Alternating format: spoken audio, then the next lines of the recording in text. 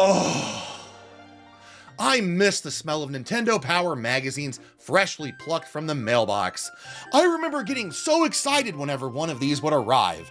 They'd get you hyped up with all kinds of information, walkthroughs, reviews, and behind-the-scenes sneak peeks of upcoming video games. There would be one unsung hero, the little sprinkles of seasoning throughout Nintendo Power that would provide bursts of flavor. What I'm talking about is all the edgy advertisements that would appear sandwiched between the video game articles. It was the 1990s and early 2000s. Of course they had to be edgy. There were some that were wacky, some that were funny, some that were zany. A lot of them would be memorable, but only a small few would truly achieve iconic status. Not long ago, while I was reading through some old Nintendo Power magazines, I came across one of these legendary advertisements.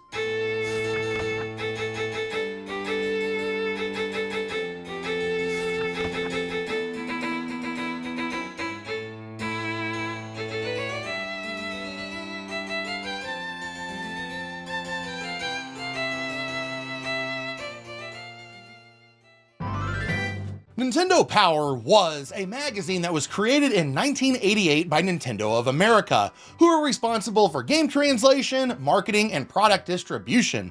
They don't actually develop games, no. Their job is to come up with ideas like Nintendo Power, to engage their fans on different levels. Since this was a magazine aimed at young people, you'd get a lot of really silly advertisements that tried very hard to connect with kids. The aesthetic back then was definitely in your face.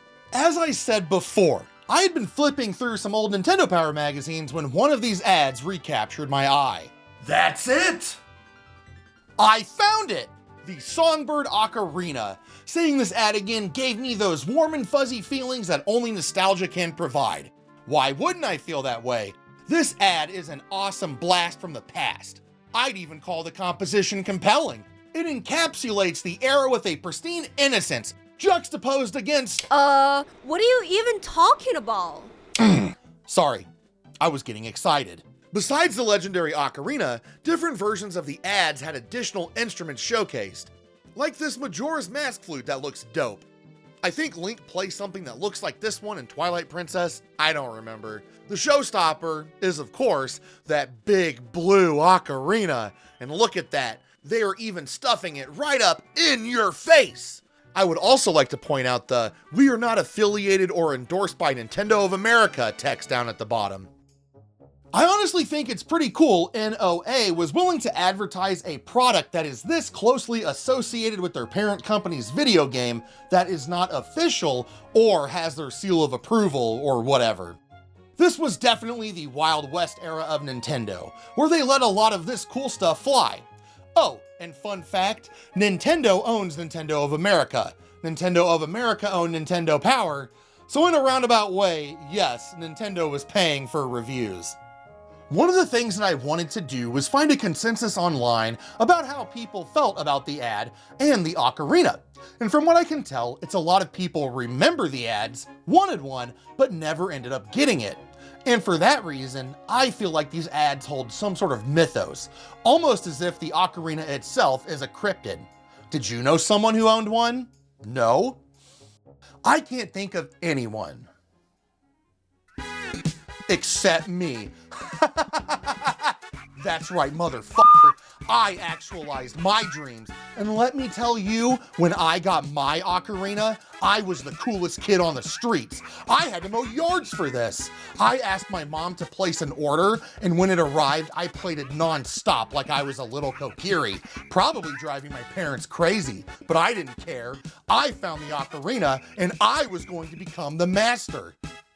Just to clarify, I ordered my ocarina before this iconic advertisement. The one that convinced me was this one. Look, this picture is f***ing awesome, all right? That was me. That's who I wanted to be. There would actually be a few different ads. I believe I found all of them, but I think we can agree that this one is the most striking. Easily the best of the bunch, mostly due to the person holding the ocarina. I don't know if this is cosplay or what, but when I was young, I always thought this person was supposed to be like Fierce Deity Link. But now looking back in hindsight, I don't agree with my toddler brain takes anymore. I think they are just an amalgamation of all the different styles from the N64 Zelda games. They don't look like anyone or anything in particular, they just look like Zelda. Not Zelda the character, Zelda the series. Kind of like how this ocarina doesn't look exactly like the one from Oot. It's just legally distinct enough to not get anyone into too much trouble. I'd also like to compliment the build quality of this thing, which is impressive. I got it over 20 years ago, and it still looks pretty immaculate, even with all the mileage. The deep blue color is mesmerizing, and the Triforce detail is a fun little bit of flair. I like that the clay is red. I know that clay slip color is dependent on the minerals in it, but I see white ceramic-themed Zelda ocarinas all the time, so the red makes it feel unique. It is, however, a little on the smaller side. When they say sweet potato, I think of a sweet potato. You feel me? Now I understand it's the shape, not the scale. Actually, I have a larger game-accurate ocarina to compare their sizes. When I was younger, it was perfect, but now that I have big hands, it isn't as easy to play as the bigger game-accurate one. Although, I do prefer to play the smaller one because it sounds much better. See, it's not the size of your ocarina, Link, it's how you use it. It also came with this mini songbook and carrying bag. The bag, I give a solid A+. The first thing that comes to my mind when I see it is Branson, Missouri. The booklet is pretty much what you'd expect. It has some instructions, songs, and contact info. All of the songs are written in a way that's very easy to read. It also has instructions at the front that I'd give a B-. They aren't bad, but I think they could be a lot more clear. This was my first time playing it in decades, and I felt like I only roughly knew 80% of what I needed to in order to play it correctly. I would imagine a lot of people ordering them are not musically inclined, so maybe it would have been better to have them broken up into a beginner and advanced set of instructions. One thing I wish was that the songbook included more Nintendo music from different properties, as well as some more classical songs. They include a scale at the beginning, so I guess if you wanted to, you could translate this to the sheet music from your favorite game. I think that's how music works. I hope that's how music works. I don't think this is how music works. I think I'll just stick to the Songbird, or songbook. Songbird Ocarina? I wonder if they're still around. If only there was some way for me to check. Remember that songbook I mentioned earlier? Well, on the back of it, there was a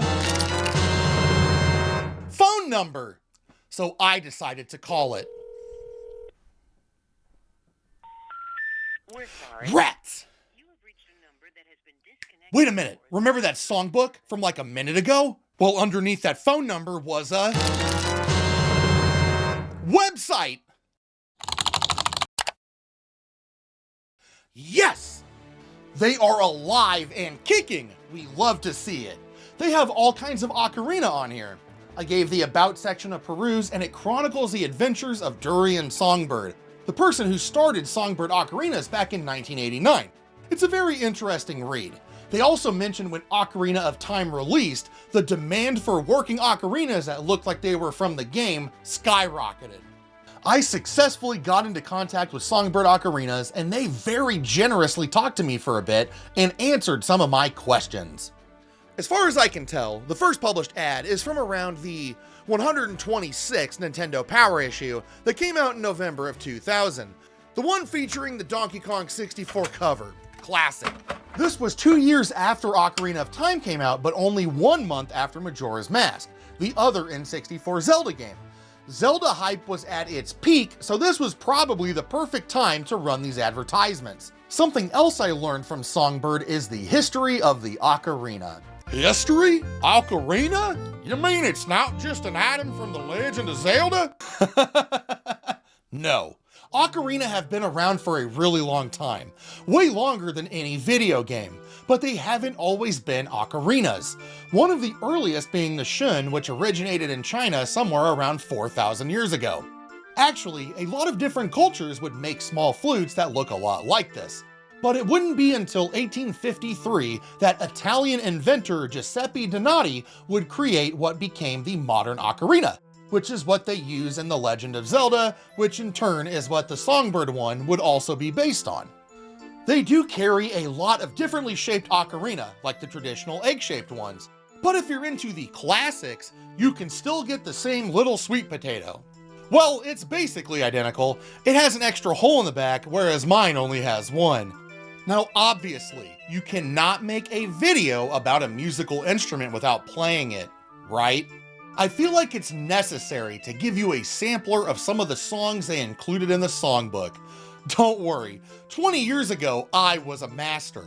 All of that practice has been dormant, waiting for the right time to wake up inside of me.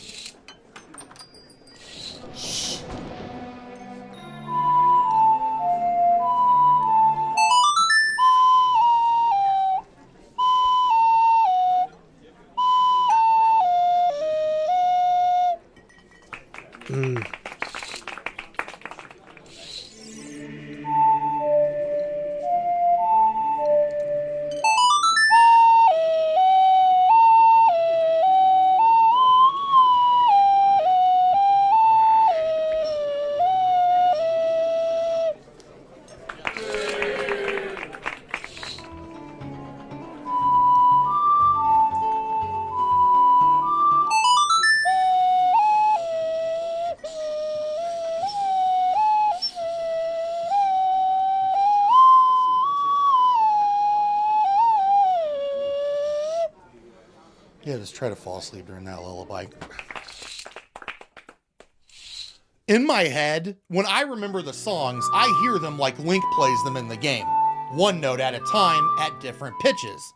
So when I'm trying to play them, I unintentionally add tonal inflection, kind of like I'm singing the notes rather than playing them.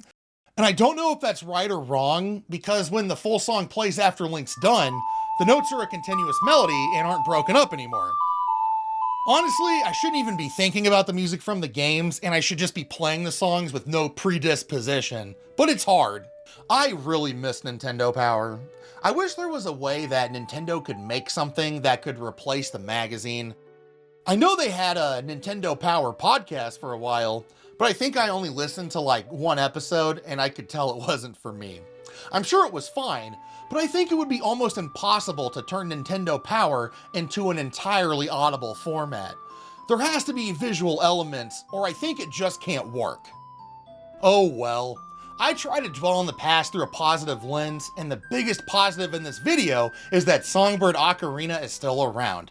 I wish nothing but success for them now and in the future. Thank you for getting me into a new hobby over 20 years ago, even though I haven't kept up with practicing. At all. Ever. I'm sorry. And just like that, some things fade away with time and others stick around. That's just how life is. It's what keeps things interesting.